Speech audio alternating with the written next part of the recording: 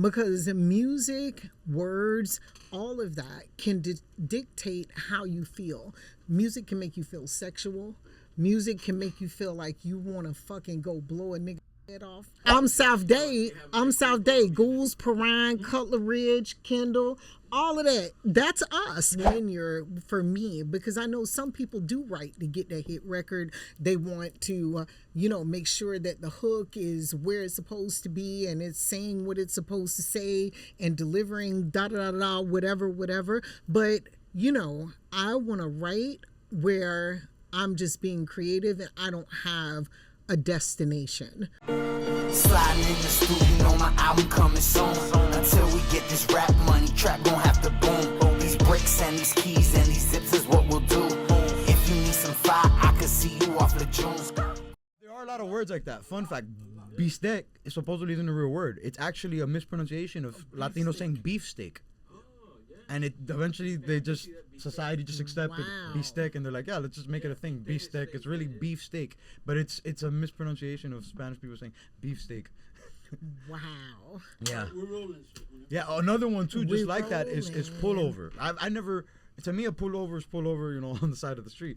But I guess so a white people thing, an American thing is a pullover is a shirt you pull over your head. T-shirts used to be pullovers. It's like my whole life, a sweatshirt. Un pullover is a T-shirt. I'm pullover. I just recently learned, like in the last 2 years, it's just another mispronunciation, like beefsteak. Right therein lies the heavy influence that America had on Cuba. America and Cuba, big influences. Facts. Big That's facts. why when Fidel took over, he made it an issue not to mess with the U.S. Well, that's what we do here on the Heir Cast. You learn or you laugh. Sometimes you do a little bit both. But today we're honored because we have a pioneer, a true queen, somebody who really opened the lane for lyrical dominance, authenticity, and really just honestly in a male industry dominated world that she really opened the lane for women, for females. So this is incredible. This is a huge honor to have Mother Superia on the show, on the Heir Cast. Thank you so much for coming through. Okay, I'm here. I'm with you. I'm ready to vibe with you. Whatever it is you want to do, we doing that. Well, we're doing it. This is it right Let's now. go. I'm manifesting it, and I'm just happy you're here. Thank you so much for vibing. You're local still? You're still here? Are you out of town? I'm actually in Atlanta, but I came to town for the Art of Hip Hop event.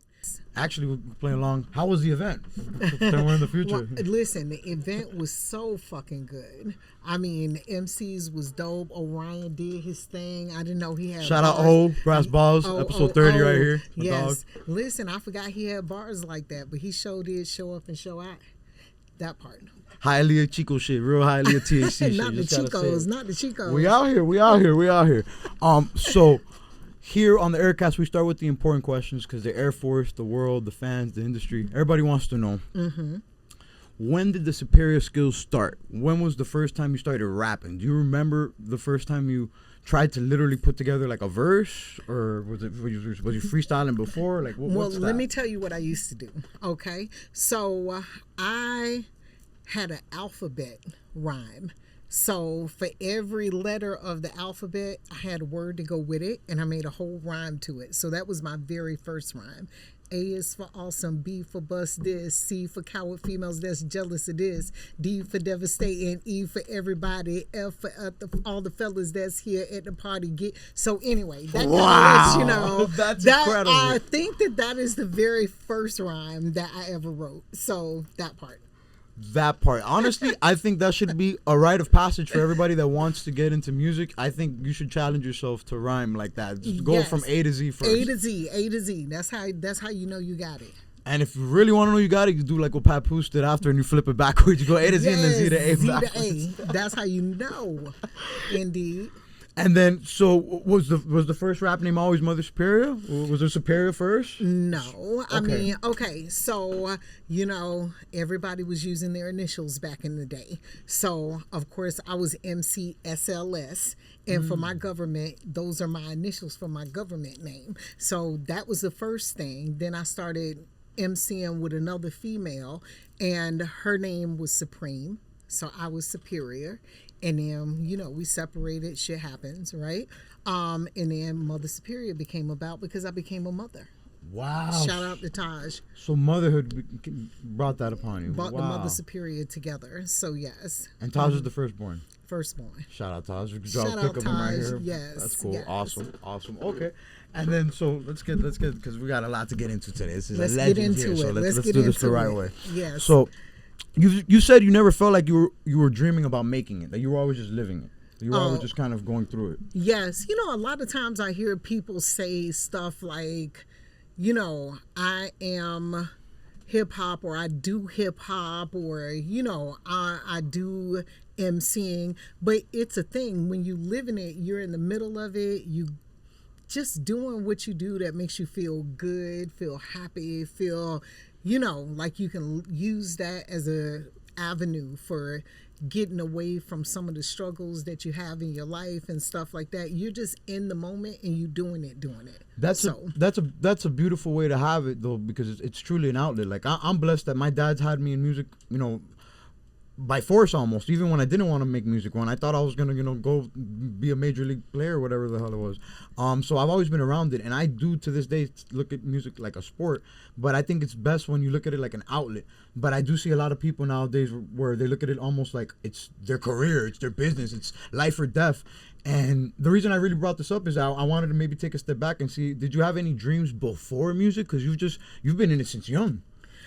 Right? Well, the thing is, what, President Superior? Like, was there ever like a vision of that? No, I don't want to be the president. I'm president of my household. Okay, I don't need any more than that. But I was in nursing school. I thought I was going to be a nurse. My mom was a nurse. She wanted her daughter to be a nurse, and I dropped right out of nursing school. The minute I got that contract, I was like, "Mama, I ain't going to school. I'm finna, you know, I'm doing peace. I'm doing this." I think that it's not that I had another idea in mind. I think I did not have an idea. So it was very free flowing, and I went with what life was giving me at the time, the steps that I was taking, the folks that I was introduced to, and, you know, befriending and all of that. I was going with the flow, and it brought me to where I was. Organically. You can't force it in life. You gotta let things come. 20/80, you know, life's, you know, 80% what happens to you, know, 20% what happens to you, 80% how you respond to it. So yes, that part. I love that. And who exactly is Savannah Jones? Oh, okay. So that's my alter ego. So when I left Miami, I ended up in Atlanta, and I started doing music with Child MC, my brother from another mother. I'm gonna shout you out, Child MC. Okay, we connected, started doing some music, and I just didn't want to do it under the guise of Mother Superior. I had went through a lot of different things at that point, and I really wanted to make some music that tapped into my spiritual in here and outward, and we did that together, and I said I'm gonna do it on the Savannah Jones. And it's weird because Savannah Jones is a character from Good Times. Okay. So if you've ever seen Good Times and you see the pimp and he got his main, her name's Savannah Jones, and she was in Good Times. So it's weird to have a whole Mother Superior, you know, with that name title and what that looks like and what people think about. And then now we got Savannah Jones, who, you know. Truly an alter ego. It's truly an alter ego. Wow, great parallel. That's actually cool. I'm not familiar with Good Times is JJ, right? Yeah, Dynamite, right? Yeah, that's my familiarity with Good Times. Yeah, Janet Jackson was on Good Times. Oh, really? Yes. As like a side character? Like she was like a recurring character? She was one of the main cast? Yeah, she was Penny. There you go. See, your daddy knows something. Janet Jackson's Penny here. Yes. Put Janet in there. So, yeah, that part. Wow, that's crazy. Okay, and do you have a favorite Good Times episode? I think it was probably when Walona got in Penny's mom's ass because she wasn't a good mom and she was abusing her and doing all of that. And Walona was like, "You're not taking my baby. This is my baby." So that part. Wow. That was my shit. That's a powerful show. That's crazy. Okay. Most of the shows back then were like that and had a message. Yes. She was kind of neglecting the Penny a little bit. Yeah, and Walona ended up adopting her and all of that. But yeah, Michael Jackson's little sister, Penny. Damn. Can I say this? The mom in Good Times, she rocked about that casa. What's about the casa? What is that? Cubans call it like the gown she would wear. Oh, hell yeah. Bata de casa. Listen. Bata de casa. Okay, listen, we're gonna drop a picture of the Bata de casa here. So like, I love good times for that. Hey, that's how you got here, baby. That's the inside nightgown. Dad is like that, you know, for grown women. I'm just gonna go. Yes. Come in the house. He be like, she in the kitchen with that. What you call it? Yeah, she got that shit on. So Dad is like, yeah, let me go on and pay this mortgage and, you know, all of that. Hey, how you doing, baby? So that part. Anyway. You're good. And then kind of circling back to the artists we were talking about, the people who are just getting into music, that they're now doing their homework of doing the A to Z right now. Let's talk to them a little bit. What's your creative process like, maybe originally, or what's it like now? So like, are you writing before a beat? Do you just straight write verses? How's that go? Yeah, I think my process is still the same as it's always been. When I need a lot of privacy, you know? I don't want to be disturbed. I want to be able to close the door, and yeah, I get the beat and I write to the beat because I want it to fit in the groove really well with whatever my cadence is and all of that kind of stuff. So I never write a song and be like, oh, let me see if it'll fit on this track. Like, that's not going to happen. Right. I need the beat first, and then I'm going to write to it because, again, I want it to be in the pocket when I'm doing what I do or whatever, and that has not changed. So that's still the way that I like to write. I like to be alone, and I need the beat first. And let's break that down a little bit further though. So like, are we going straight for like how does the mind work? Are you thinking lyrics first? Are we thinking harmonies, melodies first, then loading it with lyrics after? Like, how does that go? Well, I really don't work that way per se. I mean, I'm not creating the hook first. I'm kind of writing, and then writing anything in general, not necessarily. Yeah, just writing. Right? Well, when I'm getting the meat of the song for me is going to dictate what the hook is going to be or what a bridge is going to be. So really, my focus is the meat of the song, my lyrics, you know, and then everything else is kind of fashioned around that.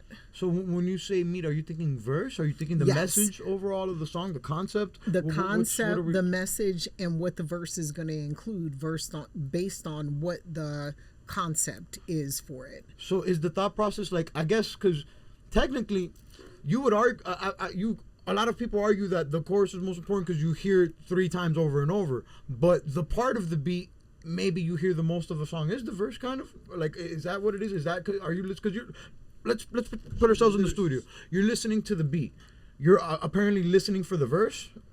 You're not even listening for either or. I'm not listening for the verse. What I'm doing is allowing the music to dictate what I'm going to say. You know, I'm not like trying to manipulate the beat and make it into something. Got it. I pick the beat. Like, I done got 50 beats, and I need to figure out which one of these beats talk to me. Talks to you, right. And then it's like, okay, now I got the beat, I'm feeling it, and what does it make me want to say? So I'm going with what the beat is pouring into me. I'm not trying to fashion it into a thing, although it ends up being that at the end. Afterwards, yeah. It's because there's a technical part of music, of course, with everything in life, but there's also, it's very soulful, and it's very, or like we were saying, organic, not to say the same word over and over, but it's almost spiritual, you know, not to sound corny, but it's like you have to be very in tune. Like I write records, and then sometimes I go a year or 2 without recording them, but within that year or 2 I'm practicing it over and over, rewriting it, figuring out different ways to say the verse, figuring out different ways to say the bar, you know, maybe switch the bar in that time. And the only way I do that is by being in my room, being todos in my car. So I have playlists of just beats, and I just, you know, I'm like, oh, let me just do that verse. And now I'm getting to the point where I have it memorized. So it's just really letting the vibe. And I like when you said that it is spiritual, because music, words, all of that can dictate how you feel. Music can make you feel sexual. Music can make you feel like you want to fucking go blow a nigga head off. Happy, music can make depressed, you feel happy, heartbroken, yeah, all of that. horny, So it is all kinds of shit. Yeah, Yes. it is a very spiritual thing. So I think when you're, for me, because I know some people do write to get that hit record, they want to, make sure that the hook is where it's supposed to be and it's saying what it's supposed to say and delivering da da da da, whatever. But, I want to write where I'm just being creative and I don't have a destination for what it is that I'm trying to do. I'm just doing some music and I hope folks gonna fuck with it. Yes. That's awesome. That's really an important way to kind of end that little topic, because that's my favorite thing about music. I love when I'm in the studio with people, or not even just vibing with people, thinking about songs, and then I have to remind myself and people sometimes, like, there's no rules to it. It don't matter. My favorite example is Bobby Shmurda. He had a hit record, just a long ass verse, no chorus, no nothing. True. Nothing. So like, there's no rules to it. What works, and you just gotta create. Don't let the restrictions and the societal, rules put you in a box. Like that's not the vibe. That's not what creativity is. That's not what art is. It's never supposed to be like that. No, it's not, and it shouldn't be rushed. It should not be again where you're trying to make it fit in a box of something. Like, yeah. I don't want to. That's not my process. Facts. Okay, Yeah. So then, can we paint the picture of the parallel of the Miami bass scene versus basically the Miami hip hop scene at the same exact time in like 90 to 95 era? Yeah. So there, like, what's the parallel between that time when, because a lot of people may or may not know, like Miami was known for like Uncle Luke and the booty shaking stuff, and like that's all it was for a long time to the outside world. When you had, I'm sure like a lot of people, in here that felt otherwise were like, nah, like we're spitting for real, like that's not what it is. Yes. So can you maybe tell me your POV on that, like your perspective on what that was at that time? Well, I think that every contribution is to be respected, because I mean, what Luke brought to the table, is his art form. Oh, you know legendary. what I'm saying? Yeah, and it it's opened the door. legendary, and it did a lot of stuff. And changed music for everybody, by the way. Yeah. Freedom of speech. Yeah, freedom of speech, that part. But the 90s era between, ask me one more time, because I really just want to, I really want to paint like a picture and set up like basically like an audio movie for the audience, for those that might not be aware of what the parallel is for like the real hip hop scene, like people that are really about the bars and the lyricism, and maybe what, like, I guess you could consider mainstream, what the whole world is probably looking at Miami at the time, which is the Miami bass music, the I think that we are still having that same issue. I mean, not that it's an issue. I mean, there are powers that be that kind of control what music looks like in general. You know what I mean? The stuff that people regularly consume that's considered mainstream music, and what they have dictated will be what Miami looks like, and it's gonna look like booty shake. It's gonna look like, yeah, that whole thing. You got South Beach and and all of that. But yeah, like anywhere else, there's always a scene. That stuff didn't just come out of nowhere. Because I mean, prior to Luke, and we were kind of talking about this a little bit before. We have artists like Luan Love, the Gucci Crew, that people don't know about if you weren't here from Miami. Maybe some places like Atlanta, since, as in the words of CeeLo, Atlanta, they used to call Atlanta Little Miami, because that's a regional kind of sound, but not national. Wow. So,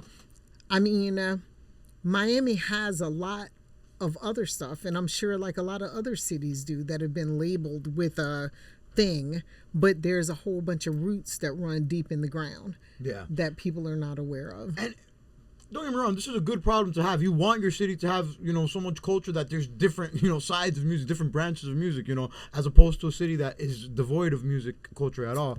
But really, I kind of wanted to because you come out with Rock Bottom at a time like that, and like that's like at a time where music in Miami specifically, and especially for women, like it's like, is that maybe I wanted to come more at it, like, is that a reason why you maybe made a record like that? Is that like? No, I think that really it was the people that I'm with. Miami is a very, very diverse city. So you're gonna have all kinds of black people, West Indian, Cuban melting black pot. folks. It's a melting pot. You have Latinos that are here, that whatever, people that move here from New York and they've come here. So I think that because of the time that I was living in, which I think was pretty iconic, there were so many people doing so many things. People were coming here to perform. Wu-Tang Clan was here performing before they even blew the fuck up. Niggas didn't even know who the fuck these niggas was. No, yeah, Madonna. And even outside of hip-hop, Madonna was right in Hialeah and Strawberries, right? Listen, at Strawberry, Casanovas, and you got to think about it. People don't even know what the fuck a Strawberries is, but that is a very historic, significant part, legendary part of the city of Miami, more than just that South Beach shit. You know what I mean? So I think because we have done so much leading up to it, I don't know, I just feel like the circles that I was running in and the energy and the vibe that Miami was when I was doing what I was doing, the music that I created was fucking appropriate. No, 100%, and necessary. Most importantly, necessary. Because people were out here, freestyle sessions, we at How Can I Be Down, sneaking in to get in, doing all of that, battling. Cool G Rap is that. I mean, it's just... Yeah, Miami's got a good history when it comes to some real hip hop shit. Yeah, and it's absolutely, it's paying dividends now because now my generation, I'm blessed because. And when I was in high school 10 years ago, I would be jealous of the shit I'd see online of New York and all these dope hip hop scenes. And now the Dirty Five, this Miami underground scene, what's going on right now, I don't even like to call it underground. I call it the Miami hip hop scene because it's the only scene. There's no mainstream Miami hip hop scene. We are the Miami hip hop scene. It's all these shows going on weekly. It's so incredible to me, and it's honestly it warms my heart a lot. But I kind of want to use that as a kind of a stepping stone to ask you about. This, I don't know if rumor or not, it might be true or not. Shout out to General EFN, but he asked me to ask you about the time where there was, I guess, I don't want to say a beef, but is it true that North Miami versus South Miami hip hop scenes were kind of at odds? No, and that's who was I talking to? And they were asking me that. And the thing is that I didn't know there was such a thing. You know what I'm saying? Maybe it's a Kendall vision thing. I mean, I don't know. I mean, I'm from. Shout out to General and Crazy. Those are my dogs, but yeah. Listen. I'm from down south, so I mean, if it was a beef, I don't know nothing about it. Because the thing is that I was from the Goulds, right? I'm from Goulds. Oh, okay, yes. Goulds. Okay, got it. So that's not okay. Got it. So you're not necessarily either of these sides. So you're like outside maybe looking in. I don't know what. I'm South Dade. Goulds, Perrine, Cutler Ridge, Kendall. All of that, that's us. But the thing is that I was moving around. I didn't even know none of that shit was going on. Somebody else told me that, and I was like, nigga, what? I didn't know. I had no idea. People have this POV. I'm gonna just say I'm from down south. So if it was some shit going on, I was with them niggas. Well, so I'm gonna just say that. You got too much love in your heart. Well, the cool I do. I have to. No. Down south dudes was hating. Well, don't do it. No hate though. I bring this up from a place of positivity though, because to my understanding, this ended greatly because of you. Like you kind of diffused the whole situation because of your relationship with places like Science Room, which was from North Miami, and then Plan Beach from Kendall. So like to my understanding, you bridged the gap between these two. Like listen, I didn't even know I was bridging the gap. I thought everybody. I mean, it's music, and I mean I'm competitive too, so maybe I did know a little bit. This is the name of the game. You know, this is MCing. So, but I didn't know it was that serious per se. You know what I'm saying? So I'm just like, yeah, all these niggas is my friends. So I mean, down south, up top, like we're cool. We're cool. I don't know.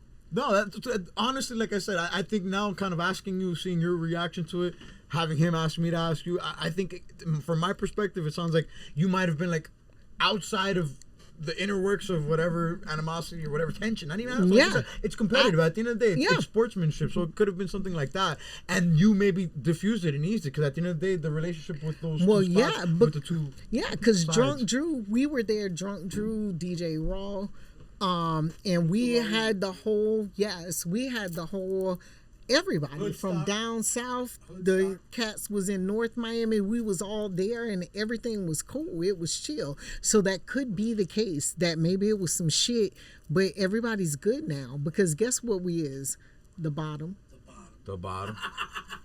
Real. Okay. Real. Okay. Real. All of that. Okay, Facts. And then so I want to tell a story to my audience. If there is one, but do you have like a specific like breakthrough moment that kind of, or it could be a record, it could be out, or maybe it could be like a behind the scenes moment that really kind of opens doors for you musically in the industry? Is there like a one significant moment? Like what's the pop off moment? Like if you look back and like, yeah, that was the one where things started changing. Definitely when I started seeing myself in a different light, when Wu came here and we were at Mahi Temple and we had that show, I was like, oh shit, it was me, DJ Coop DeVille. Shout out Coop, I love you, man. We were together and that was my MJ moment. Tongue out and everything. I'm like Black Snow. If it weren't for Snow, DJ Nasty, Nation of Hoods, I don't even know if that shit would have happened. But that was the moment where I was just like, oh shit, bitch, you bad. That's a good performance. I said, oh bitch, you cold. I said, wait a goddamn minute. And then when I was city said, everybody that was there said, that was the moment. And I got paid that night because I had been doing all kind of shit. But that night they broke bread and I'm like, oh, this is fucking great. And when Wu saw me coming off the stage, them niggas was like, Shorty, that was you up there? Say, Shorty, what? You was by yourself? Because these niggas got a billion niggas. He was like, oh, Mother Superia, I remember her. Yes, I'm like, they got a whole crew and it's just me and Coop. Yeah. And they was like, that was you by yourself? Say, and was. Okay. Yeah. So that was the pivotal moment for me when I felt like, oh shit, bitch, you bad. I felt good about it. So that was like a self moment for yourself. Like when you had like that I guess clarification in your mind or that, that I guess approval moment. Is there like a moment outside that kind of gets you there? Like, is there a moment like kind of gets you into those rooms, into those doors? Like what's the pop off moment from there? Or kind of just basically how do you get there? Well, it's a lot of shows. I mean, opening for Nice and Smooth down at the Zoo. Shout out to Brim 127 and Dion in the building. Lost City Records, let's go. But I mean, you gotta think about it. We were opening for Nice and Smooth down at the Zoo, and Brim had his record label, and he's like making this Mother Superior paraphernalia to freaking push out. Like Brim was a big part of before getting signed. Lost City Records, Taj's dad, Dion, like those guys, his cousin Jeff, those guys were like, yeah, like real live street promoters, and they was on it. And everybody who came to the Zoo, pretty much, I opened for them. Then at the Cameo, Redman, KRS-One, Leaders of the New School, all of that, hood stock. There's a whole bunch of stuff that happens before we get to, those moments that you're talking about, that you asked about, as far as the moment when I was like, oh shit, that felt really good. And I like this shit. You know what I'm saying? It was a bunch of shit before that. Yeah, so by this time you have the record with Redman, right? The record. And when I opened for Wu, I didn't have no record deal then. So nothing. No, I'm telling you, there was a whole bunch. All right, I'm gonna tell y'all the story. Get it. So here's the story. I'm like, I had got locked up, right?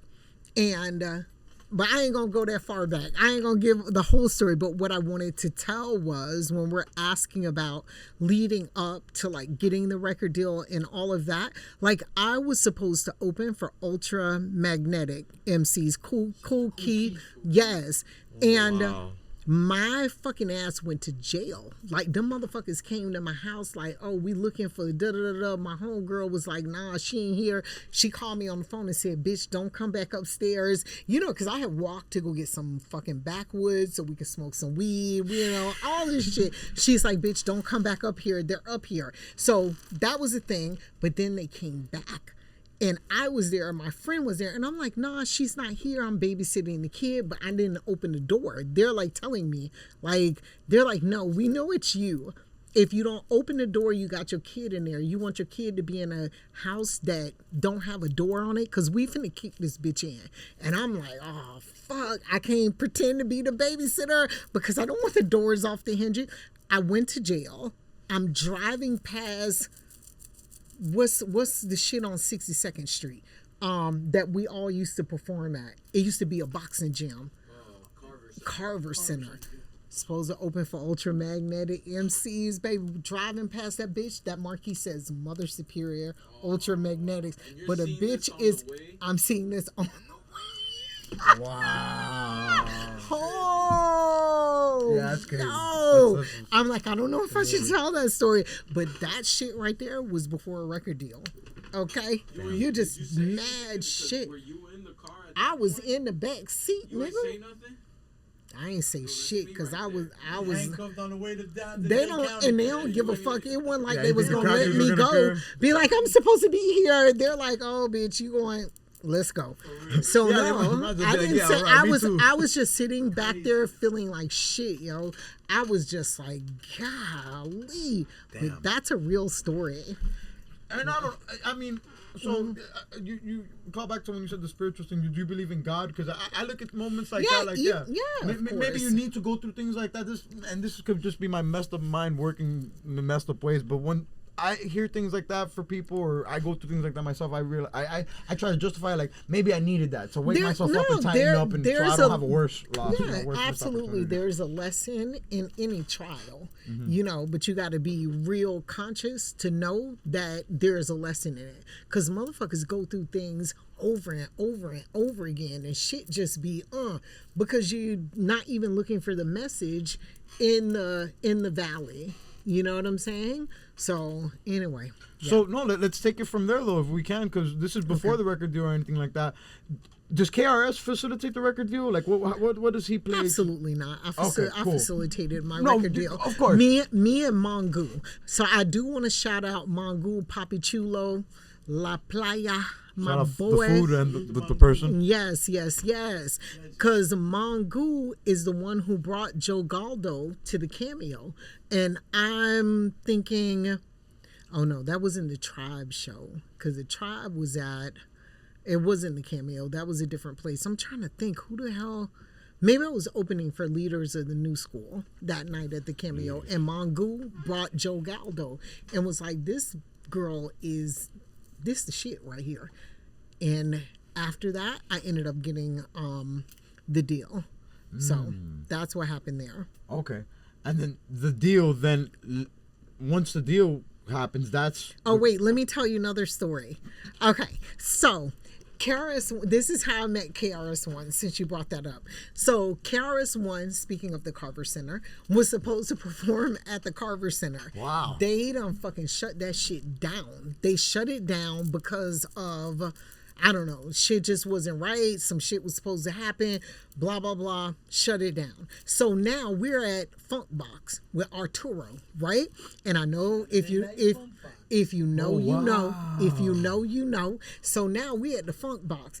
And so they're like, oh, where can we move the place to da-da-da-da?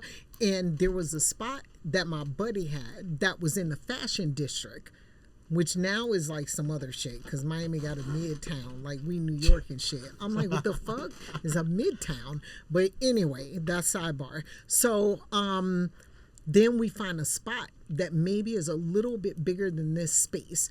We done got a DJ, found some random DJ to come, put the speakers inside this little hole in the wall in the Fashion District, Midtown, or what have you. Now, we are headed over there. Chris is performing. This nigga is sweating. This shit ain't got no real AC. It's like, it's hot in there, right? And he's performing. The shit is so dope. I'm in a trance. I'm like, because this is somebody that, you know, I've been watching and that, you know, I got a lot of respect for. And it's like, oh shit, fangirl action, okay?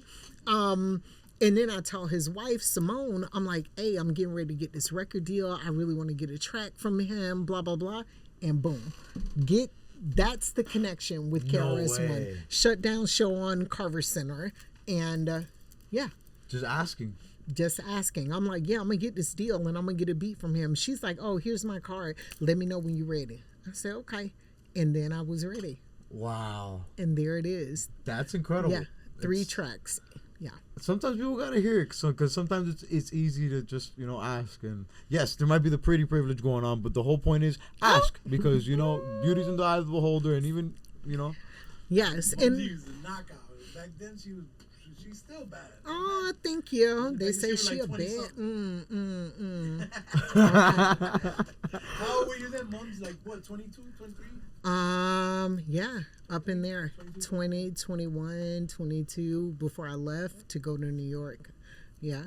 And finish the record. Right? And this is Island Island Records. Okay, got it. Right. 4th and Broadway. I wanted to ask. So then, in this time frame, is the Redman record dropping? No.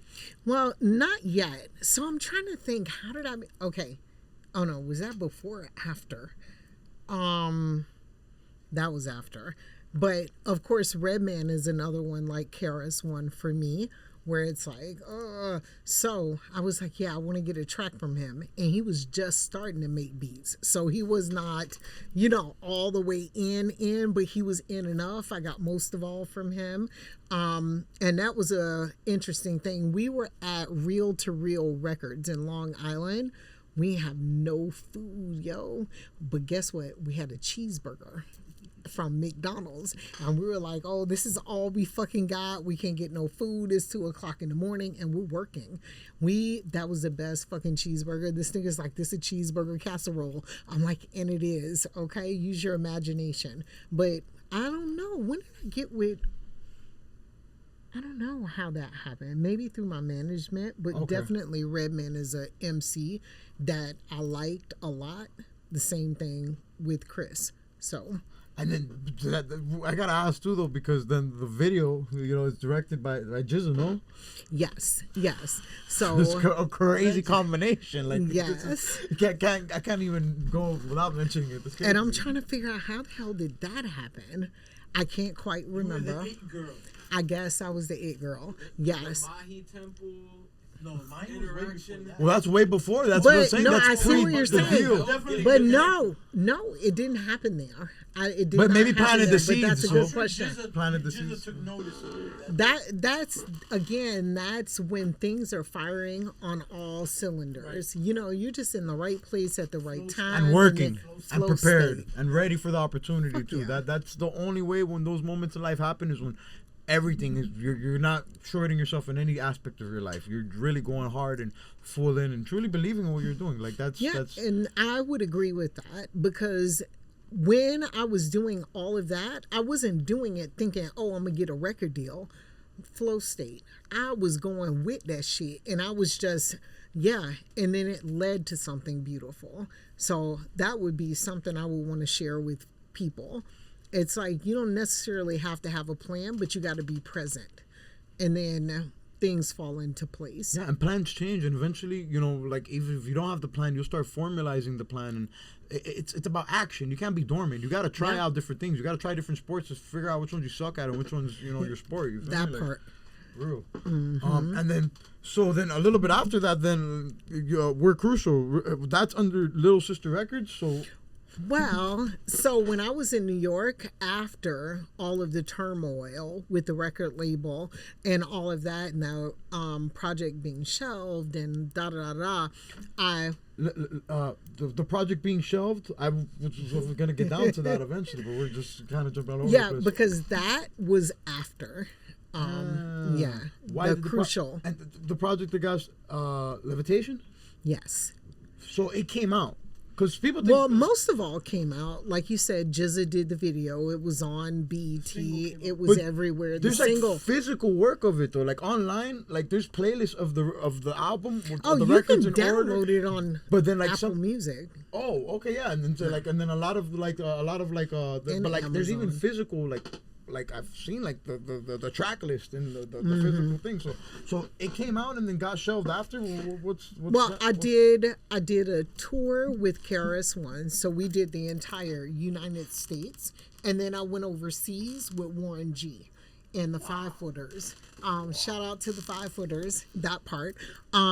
So we did all of that. And the record still got shelved, you know? So, yeah. Well, I think that they weren't Hiram Hicks, who signed like Drew Hill, Mona Lisa, all those folks, was not the person who signed me. Joe Galdo, shout out Papa Joe, is the person who signed me. And them two was like oil and water. So I was already fighting a losing battle because he didn't really fuck. He didn't really fuck with Joe like that. So yeah, and didn't have the same vision or wasn't in tune to even what Joe's vision might have been. So of course that affects it.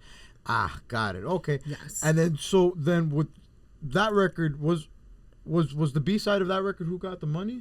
No. So while I was in New York, I hooked up with another independent label, and we did that song, the Who Got the Money. And then there's a kid on that song. That's my son. That's your son for real. That's Taj. Wow, I wanted to ask Who Got the Money? Yeah, that's my baby. And he appears in other records too? Yeah, he's actually on the Infiltration song from Levitation. Yes. Which is one of my favorite songs, not just because he's on it, because I feel like the lyrics were so appropriate when talking about the way people see Miami, coming to Miami, and you know, just move a little different when really we already been had our shit.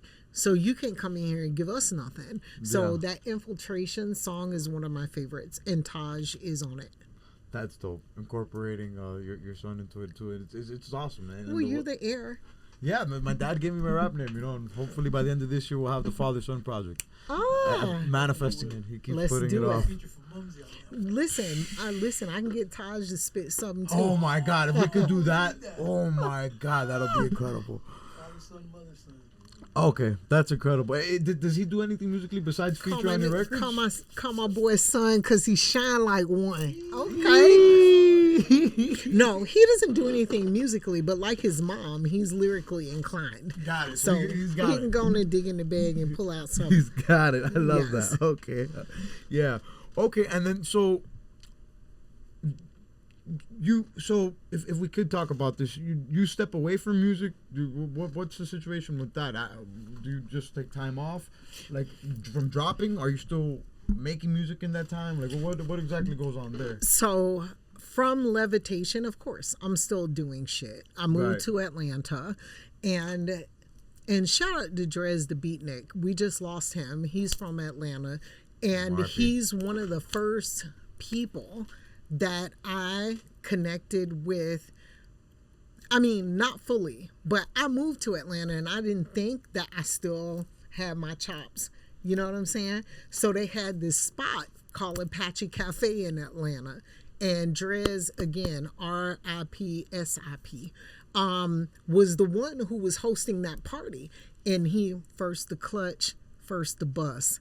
First the clutch, first the bus. And he's standing there with the microphone, right? And it's two MCs on the left and the right of this dude, right? And so whoever grab the mic first is the person who go first in the battle. Cool. Oh my God, Drez, we miss you, bro. Damn, RP for real. That's dope. Yes, he did. He's dope.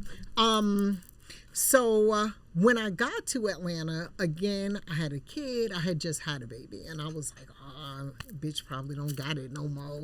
You know, you're feeling this thing. So my husband's like, they don't have this open mic, da da da. And I'm like, yeah, I think I should go. And it was at least 20 people. And out of all of them, there were maybe 3 females. And I was one of them. You know what I'm saying? So we going back and forth, make it to the last 4 people. So these 2 people got a battle.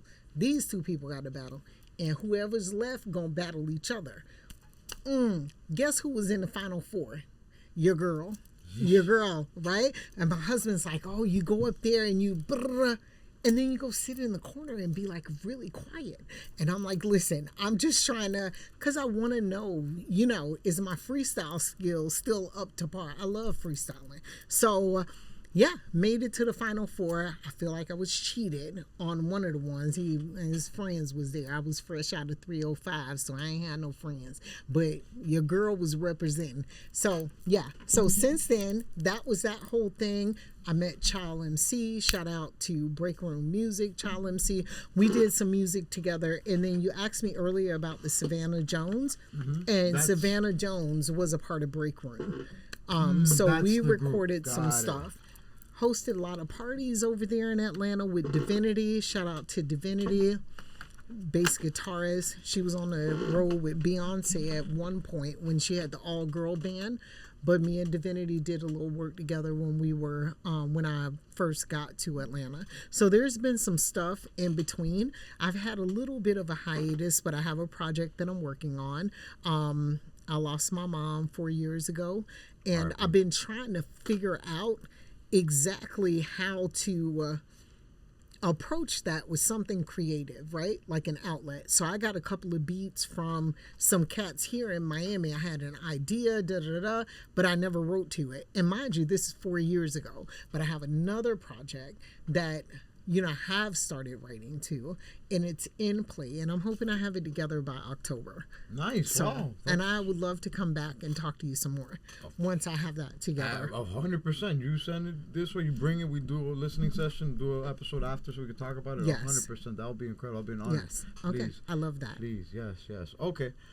So, then, you know, the thing about music is, like, we're humans, you know, we're not just one sole thing that does music. We have our whole lives, you know, we have children, we have families, we have relationships. So it's like, even when you leave music, you don't necessarily leave music. You're always connected to it in some way. You're always, even if it's not writing, you're always listening to it, formulating ideas, thinking of writing. Yeah, I mean, the thing is that I have kids that span generations of the children that I've given birth to, because I started young with Taj, and I have a young kid now. So all of the music, and I've challenged them frequently about what they think is dope, this, that, and the third. My son plays the trumpet. He's also a dope MC, video editor. So they kind of keep me going with what exactly they think is fresh. Dope. You know what I mean? So, yeah.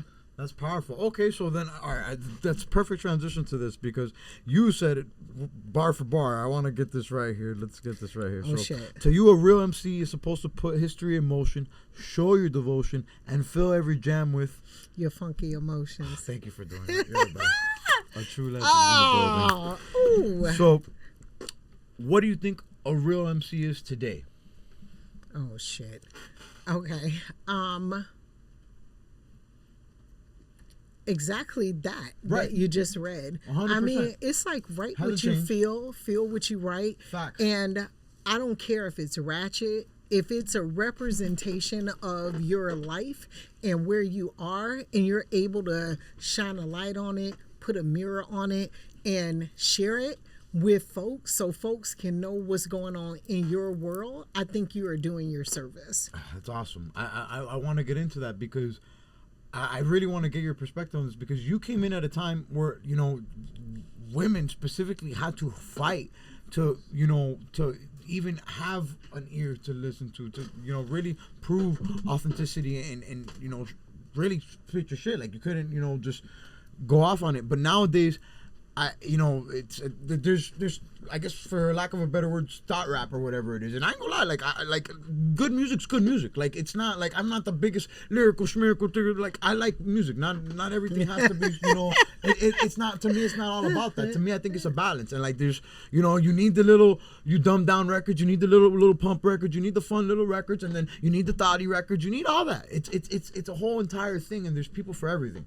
So Yeah. I wanted to get your opinion on that with what the female MC is nowadays, because you could argue it's the most successful it's ever been, but then True. like people, you know, there's this whole stigma with thought rap and the whole, Well, like, you know, they're shaking ass and like they're selling their morals and this and Well, that. I mean, the thing is that, you know, there's a Millie Jackson, you know, a female entertainment, you know, and that's going way back. There's a Little Kim. I mean, there are artists that do that type of music, always but existed, for right? every one of those sorts of artists, there's a whole bunch of other that you can tap into.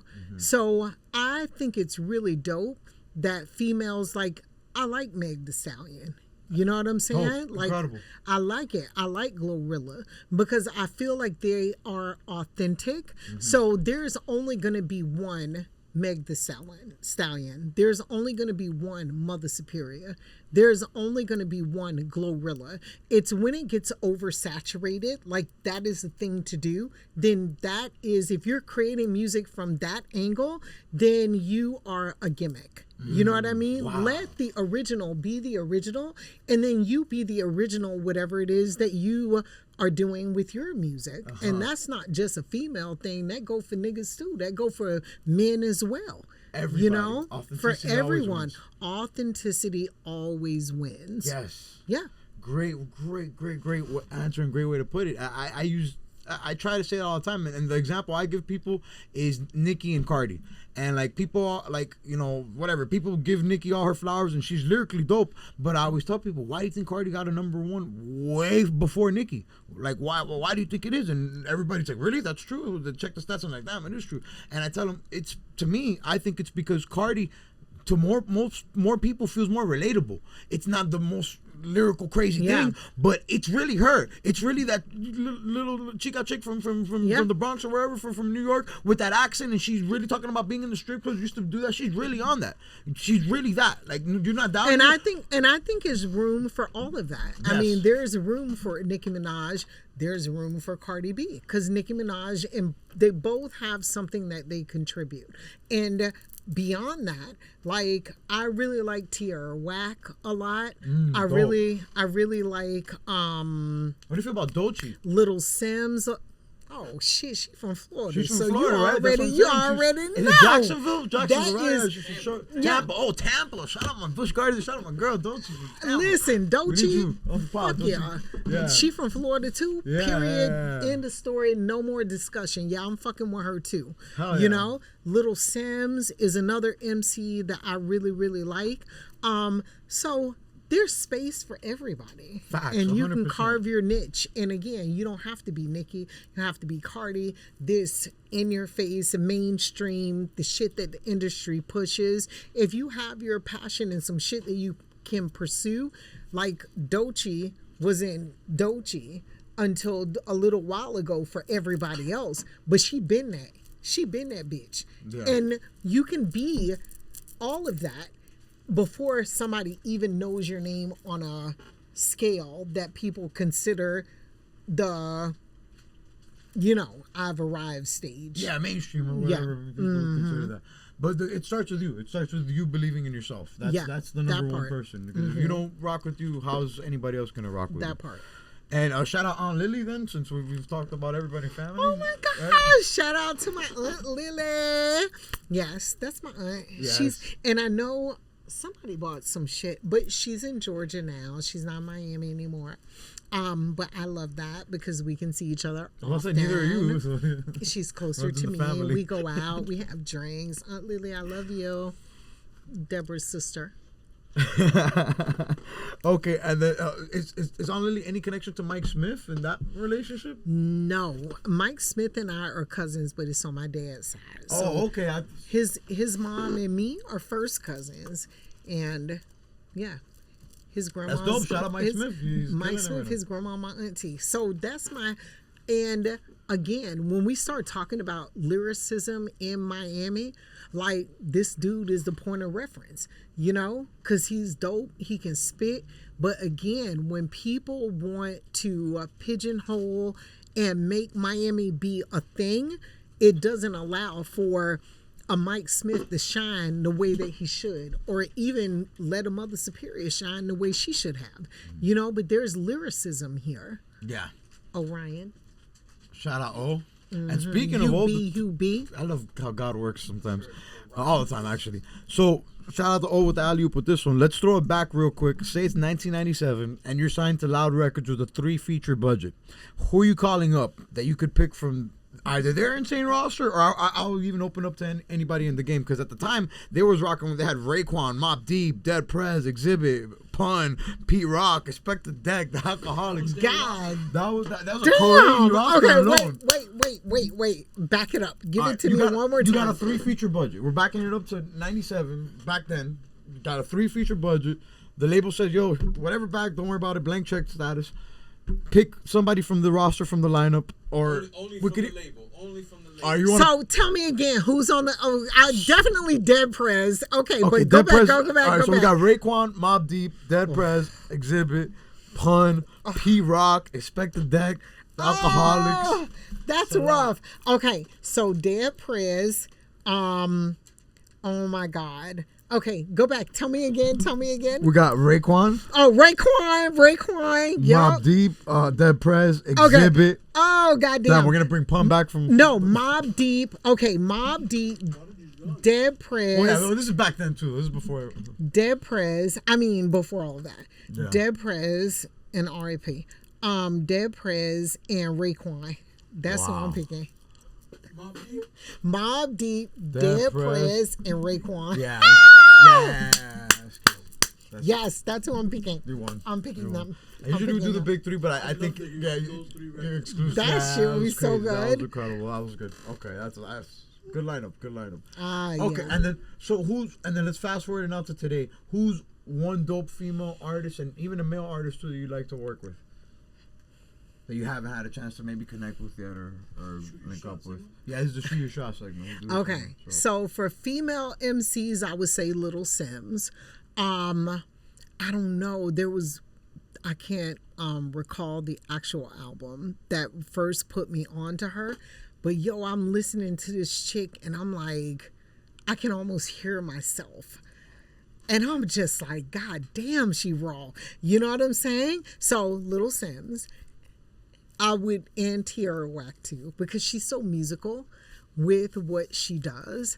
And the concepts of her music are really, really, really dope. So those would be my 2 female MCs.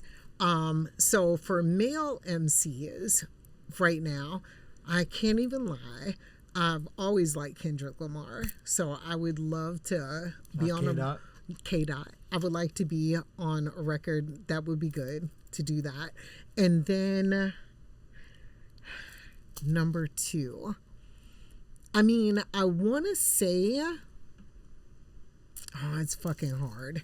I don't know. Well, you don't gotta give 2. I just asked you for one. Okay, let me give K-Dot. You're good. Okay, and then so was the last official release the Break Room, the 2020? Yes. Okay. So we did that right before COVID, and we did not get to get out on the road, because with the previous record, like we went out to California, we went to North Carolina. Again, shout out to Child MC. But with this record, we didn't get to do that because COVID came. And I've been pushing him. He's still been recording music. But I've been pushing him to let's do something with this Break Room shit or do some new shit. So yeah, that was the last though. Is there any chance maybe we get a 25-minute break before 2025? Yes. Listen, Child MC, 25-minute break. Let's go. I'm with it. I'm with it. We know you are. With pressure. That's how we do it. Okay. And then also, shout out Crazy Hood and EFN. What's that whole relationship been like or meant to you? Oh, man. I mean, that's what I'm saying. I got my plaque. It's in my office at my home. So that part. But yeah, me and this nigga go way back. Like 4 flat tires. You know what I'm saying? Got seats in a Cadillac. Like, this my nigga. And we've been around here doing what we do in Miami. And that's why he has the platform that he has and is able to bring in the folks that he brings in for Drink Champs. I mean, this guy is, we are one. We are one and the same. Dope. Yeah. That part. Okay. And then from a beat standpoint too, what kind of beats and like production are you like tuned into nowadays? What is it you're looking for? I mean, at this point, I'm looking for something that's real melodic, because my flow I feel is a lot different and less intense as it was as far as on a competitive kind of spirit, because you know, it is what it is. I know, you know, who I am. You're a different time of life, yeah, and it's like I want to speak the truth to the young black youth. You know what I'm saying? Pretty much. I just want to have some shit that has a lot more depth to it and not something that is, you know, the project that I'm working on will be that. Dope. Yes. From the heart. So organic. October, we're going to come back and do this. Pressure now. Full circle. For me, a pressure for me. Yes. It's like I need the that. meme of the mirror. Okay, cool. And then every episode we end with a game called the Big Three Draft. So this is basically a draft where we stick on a subject and we pick either the best or worst or something. Okay. It's hard to not do this topic. I feel like we have to do it. Okay. We're gonna pick Let's female artists from Florida of all time. Myself. Okay. Fuck you mean? You can't pick yourself. Shit. All right, fine. You can pick yourself. Well, that's who I'm going with because. Well, that's one. So it's the big three. So we got to pick three. I mean, I picked JT. I fuck with JT from the City Girls. Damn, that was a great pick. Yeah. That was my So girl. I would. She's wrong. The goddamn Cinderella. Well, yeah, you get that. Actually, you can't pick JT because that's my first pick. So we go one by one. It's a draft style. That's why it's called the draft. There's rules. Okay, There's rules. but you said Nobody tells you to go crazy. You got one pick and you said it yourself. I picked me. Okay, I picked me. I okay. So now I got JT. I love JT though, but you heard Lil Uzi, but you did they call me hear Lil Ubi. If shit don't work out, you want to fuck with you the heard Chico. me say JT though. Holla at your boy. Talk about that's what I got for we good. We good. What you want to do? Now what? You got to pick a 2 and a 3. You got to pick 2 and then I pick a 2 and then you pick a 3 and I pick a 3. But who else is there? Doechii? Well, we could do all time. Oh, you said yeah. Yeah, we could do contemporaries. We could do new people now. It doesn't have to be new. You know. Back in the days. Mumsy, so Doechii's your second one. It has to be an MC, a female MC. We could open up to female voice. Yeah. Oh shit, Betty Wright. Damn. Yes. So Betty Wright's your number 2 pick. All right, then I'm gonna take Doechii off the board. I'm gonna leave Doechii on the board. I'm gonna take Trina off the board. Trina's gonna be my second pick. Yeah. Trina's the second pick. That is big. Yeah, shout out Trina. Diamond Princess. So you got a third pick. So this is the last pick now. So I got Betty, I got Yourself. Doechii, I got myself. Doechii's still alive. Oh, you can pick Doechii. I'll pick Doechii. Gosh, you got Doechii. It's a good pick. It's a good pick. This is where when I get stuck like this on the third pick, I usually pick the guest, but the guest picked herself. Yeah, off the rip, you're the legend. Nobody ever does that off the first pick. Huh. Yeah, but then for that I would have done the City Girls and Jackie O. damn. But Jackie O is from Miami. Well, it's Florida. We opened it up to Florida. She's Christian now. Jackie O, shout out Jackie O, shout out she was God. from Florida. Shout out Jackie O, shout out to God. She don't want to have nothing to do with none of that. But she's from Florida. She's from Miami. She from Liberty City. How the fuck I ain't know that? Man, God, my mom knows Jackie careful. O. Shout out, like her music. Not really for real. Your pick? Yeah, Jackie O's my third pick. Yeah, that's legendary. Yeah, that's crazy. That's crazy. Holy shit, I didn't know that. My queen, we end every episode with giving the guests an opportunity to give a message to the audience before we sign off. Anything else you'd like to tell the people listening at home? Yeah, I want to tell folks, when you're in a tight spot, talk to your ancestors. That's what I tell folks. You know, it's like, it's so many people that have been here before you in your lineage, and they're here in the present moment to guide you, to protect you, to give you, everything it is that you need to go from point A to point B. So tap into that. Tell people, pursue your passion with a lot of fire, right? Don't second guess yourself. If you feel it and spirit is telling you that's the way to go, go. And balls to the wall, go. You know what I'm saying? Yeah. And move in good spirits. I mean, that's what I would say. To the window, to the wall, till the sweat comes down my balls. All these females. All right. We'll see y'all next week. All right, Peace. Thank y'all. Yeah. Sliding in the studio, my album coming soon.